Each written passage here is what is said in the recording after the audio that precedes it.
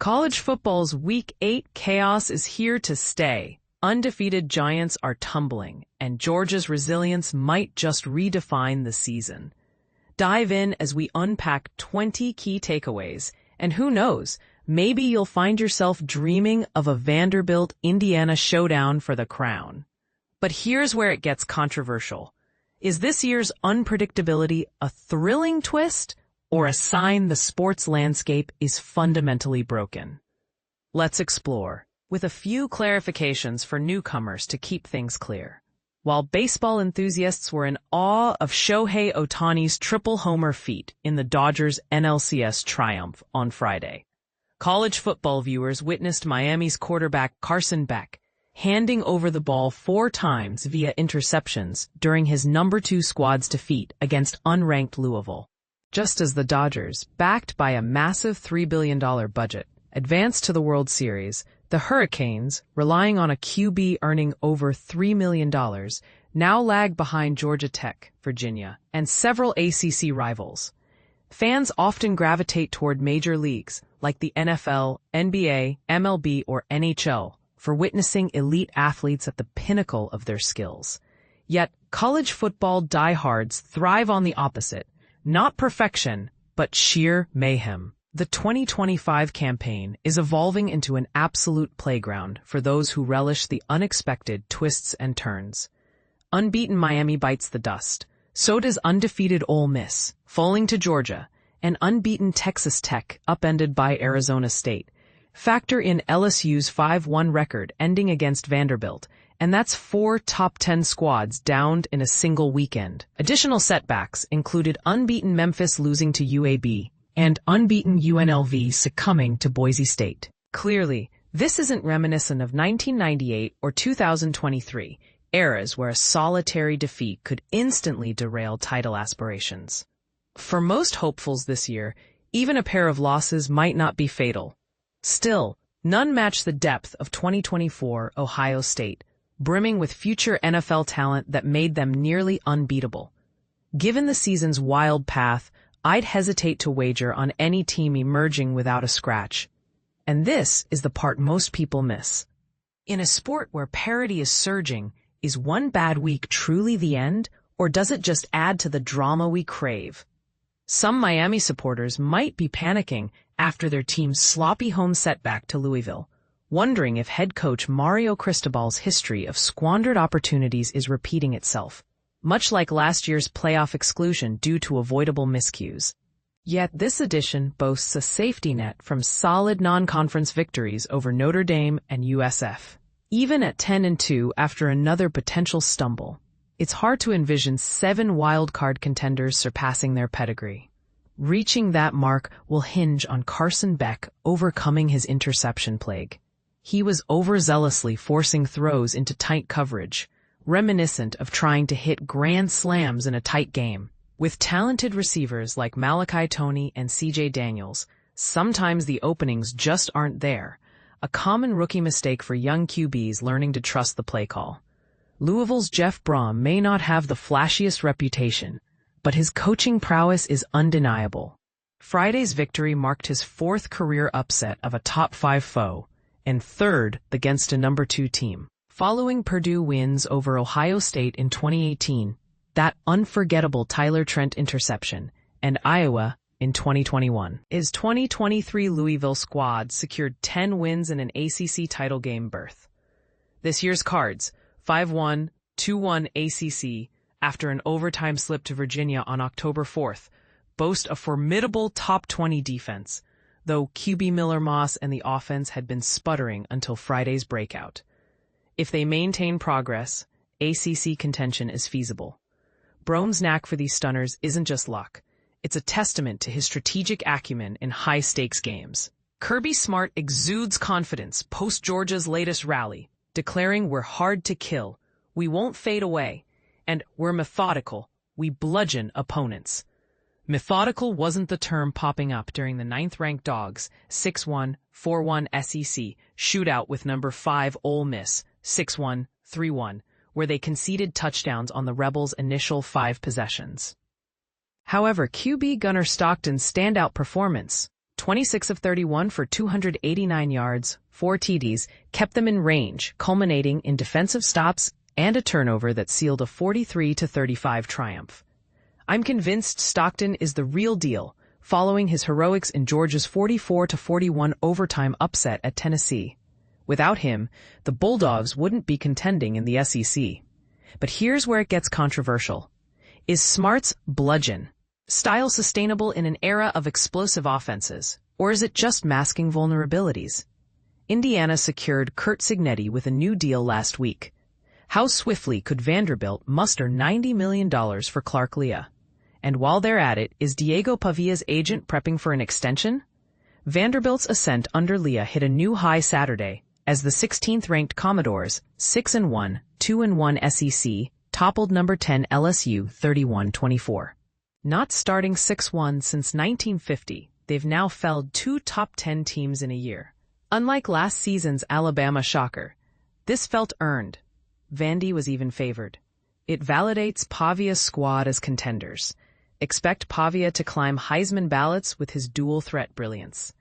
14 of 22 for 160 yards, 17 rushes for 86 yards, 3 TDs, evading sacks and extending plays.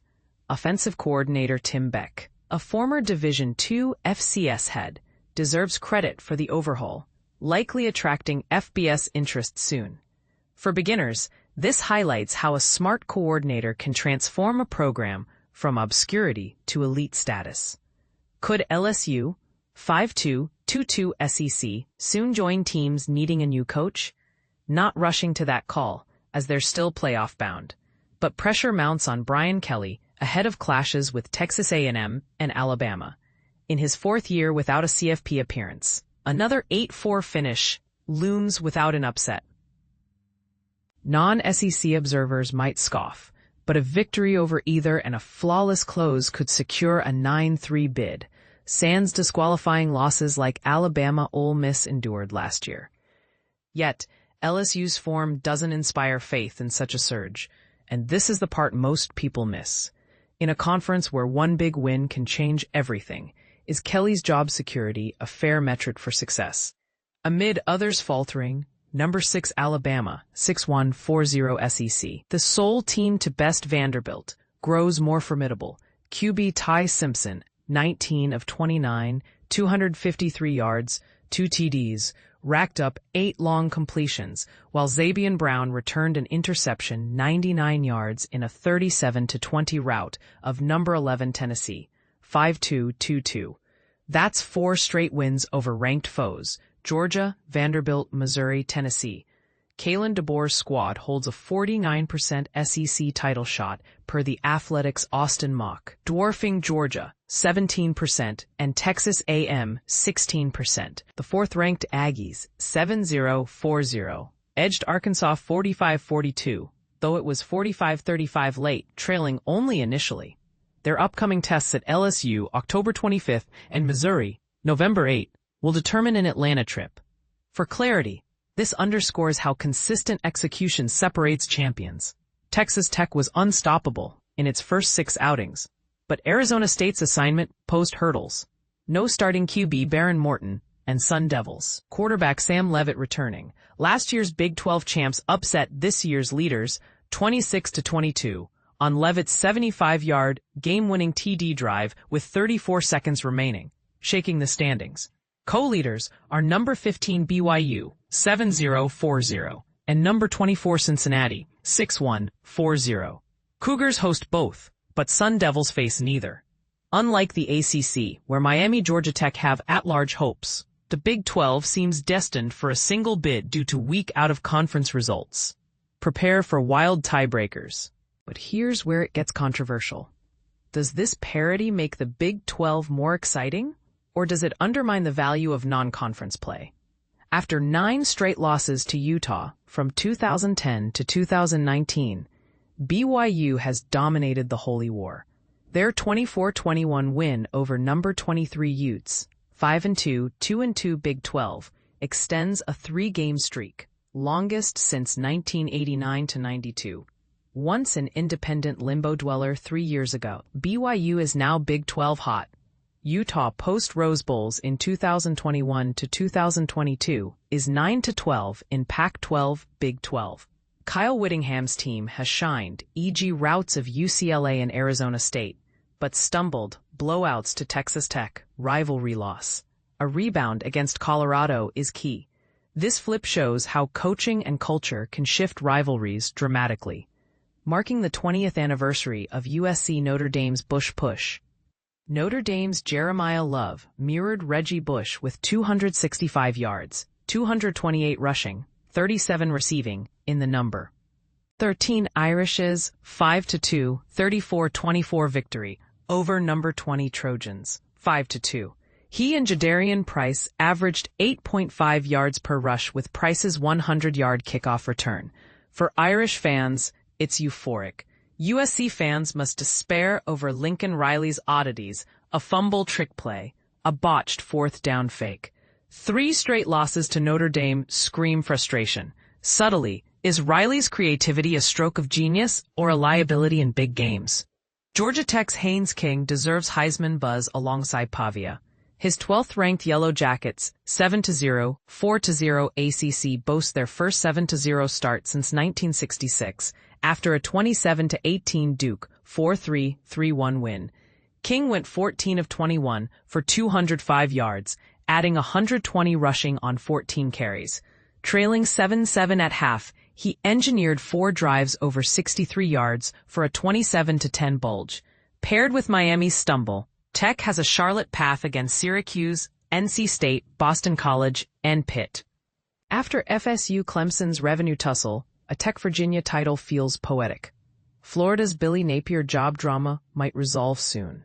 Saturday's booze and fire Billy chants echoed James Franklin's Penn State exit, but the Gators, 3-4, 2-2, SEC, 123-21, saved by Mekhi Borio's interception of Blake Shapen's drive. Maddening errors persisted, delay penalties, too many men on the field. AD Scott Strickland has ignored noise, but an off week before Georgia offers a reset. And this is the part most people miss. Does fan discontent genuinely reflect performance, or is it just venting? Florida State's season opener rout of Alabama feels illusory. The Noles, 3-4, 0-4 ACC, lost their 9th ACC game in a row, 20-13 at Stanford, 3-4, 2-2, controversially. A 53-yard Hail Mary to the 9-yard line, followed by pass interference, led to an untimed down from the 2. Officials ruled Gavin Sawchuk short, replay confirming. FSU shouldn't lose to lowly Stanford. Kudos to interim coach Frank Reich, rough for Mike Norvell. But here's where it gets controversial. Are these calls fair, or do they highlight officiating inconsistencies in the sport? Penn State's 4th straight loss, 25-24 at Iowa, 5-2, 3-1 Big Ten. Wasn't shocking post James Franklin's firing and Drew Aller's injury. Yet, losing to a QB with 68 yards passing and a pick who rushed for 130, including a 67-yard TD setup, was unexpected. The Nittany Lions, 3-4, 0-4, face a bowl eligibility grind after preseason hype. For clarification, this illustrates how off-field turmoil can derail even the strongest programs. I started week 1 excited for Texas at Ohio State. 7 weeks in, I watched grimly as the Horns, 5-2, 2-1 SEC, eked out a 16-13 overtime win at Kentucky, 2-4, 0-4, ... Reports of Arch Manning's revival were premature. 12 of 27 for 132 yards, 179 total yards. Victory came via punt returns and a goal line stand. Still, number 21 ranked? Not evident. Maybe I need Manning's perspective. This low-yardage win shows defense and special teams can bail out an offense. Willie Fritz brought FCS titles from Sam Houston, a Sun Belt crown at Georgia Southern, and a Cotton Bowl at Tulane. Now, Big 12 success. Houston, 6-1, 3-1, 4-8 the last 2 years, reached bowl eligibility in his second season with a walk-off FG over Arizona, 4-3, 1-3. Not the toughest slate, but a milestone for a former Group of 5 team, 5-13 in Big 12 initially. Expansion example. Dedicated coaching can elevate any program. Trent Dilfer's UAB hire from high school was brilliant. His 9-21 run ended with OC Alex Mortensen, son of Chris Mortensen, interim. Mortensen led 21.5-point underdogs, 3-4-1-3 American, to a 31-24 upset of number 22 Memphis, 6-1-2-1. Sophomore QB Ryder Burton, 20 of 27, 251 yards, 3 TDs, claimed the battle for the bones in his debut. Hats off to an underdog story that proves grit over hype. UNLV's 6-0 streak halted brutally by Boise State, 5-2-3-0 Mountain West, 56-31 on blue turf. Broncos. RB Dylan Riley rushed for 201 on 15 carries, his fourth 100-yard game in 6.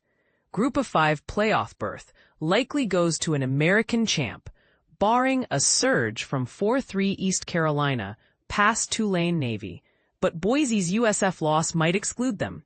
And this is the part most people miss. Is the group of 5 structure fair, or does it favor certain conferences? Friday's UNC Bill Belichick experiment was a close call in person. The Tar Heels 2-4-0-2 nearly triumphed. Nathan Leacock's fumble at the goal line sealed a 21-18 Cal loss. Oddities. Belichick's girlfriend on the sideline in fashion, and players viewing it as a moral victory, echoing, "It is what it is." Perhaps that's Belichick's mindset, but here's where it gets controversial. Is this moral victory culture empowering, or does it downplay actual losses? What do you think? Should Belichick's approach be celebrated or criticized? Do you agree college football's chaos is a feature, not a bug? Share your takes in the comments. Let's debate.